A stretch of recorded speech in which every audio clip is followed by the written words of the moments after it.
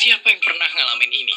Kelas lagi hening, semua lagi sibuk belajar buat ujian, dan tiba-tiba ada teman kita yang tiba-tiba teriak, berontak, sampai menggeliat super hebat.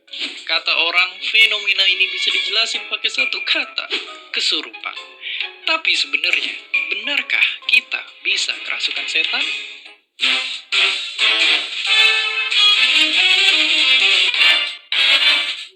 Oke, mungkin di luar sana ada banyak percayaan tentang kesurupan, atau mungkin ngaitin itu ke hal-hal yang berbau mistis. Tapi, kalau mau lihat fenomena ini dari sisi medis, sebenarnya bisa juga. Ya, kalau menurut para dokter, kesurupan itu sebenarnya bisa disebut sebagai gangguan kejiwaan. Sikap pikiran, identitas, kesadaran, dan memori kita tiba-tiba nggak nyambung satu sama lain. Akibatnya, jiwa kita seolah-olah terpisah dari tubuhnya. Tapi pertanyaannya, kenapa ini bisa terjadi? Sebelum nyebutin alasannya, kita mesti tahu kalau pengidap gangguan ini bisa nunjukin beberapa macam sikap yang berbeda. Pertama, orang yang dalam tanda kutip kesurupan bakal kelihatan kayak dirasukin sesuatu. Jadi, dia bakal berhalusinasi dan ngalamin amnesia sesaat, bahkan gak inget siapa dirinya. Bahkan mungkin bisa bertingkah kayak orang kebuta. Sedangkan yang tipe kedua ini lebih kalem. Mereka masih ngenalin dirinya sendiri, tapi gak ngerti sama keadaan sekitar. Mereka jadi susah buat ngomong ataupun gerak. Oke, terus apa penyebabnya?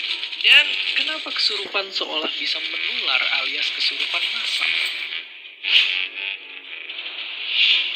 Oke, kalau menurut medis, kesurupan massal itu bukan karena roh jahat janjian buat ngusilin anak satu sekolah. Tapi ternyata para ahli nyimpulin kalau alasannya itu bisa karena faktor genetik, lingkungan, ekonomi, sampai trauma di masa lalu. Dan semua itu bisa dipicu ketika lagi stres atau tertekan. Kalau ngomongin kesurupan di sekolah, kejadian ini rata-rata dialamin sama murid kelas 3 yang lagi sibuk-sibuknya nyiapin ujian. Rasa takut harus ngulang setahun kalau nggak lulus kemungkinan bikin mereka tertekan. Dan waktu satu murid kena, murid lain yang lihat makin stres dan ikutan panik juga. Peristiwa ini disebut para ahli sebagai histeria massal. Terus ngomong-ngomong soal kesurupan, sejarah panjang tentang ini bisa jadi ada karena kita cenderung nyoba cari penjelasan paling mudah dari fenomena yang kita nggak paham penjelasannya. Bahkan dari dulu sampai sekarang, masih ada yang nganggep mereka yang ngalamin gangguan ini, dan ini sebagai kesurupan. Sekilas emang terdengar biasa aja, sampai kita tahu kalau banyak aktivitas ngusir roh jahat ternyata bukannya nyembuhin tapi justru berakhir tragis. Oke, mungkin bakal terdengar arogan kalau nganggep sains sudah sepenuhnya paham soal peristiwa dunia. Tapi dengan ngertiin bahwa ada penjelasan psikologis di baliknya, mungkin kita justru bisa melantik hidup mereka yang dianggap kerasukan. Jadi, sekarang kita tahu kalau kesurupan itu bisa-bisa aja kalau dijelasin secara ilmiah. Penyebabnya bisa jadi karena stres dan jadi gejala buat penyakit kejiwaan.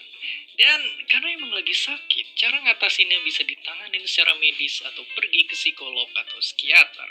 Yang penting bukan disembur pakai air seember. Dan seperti biasa, terima kasih.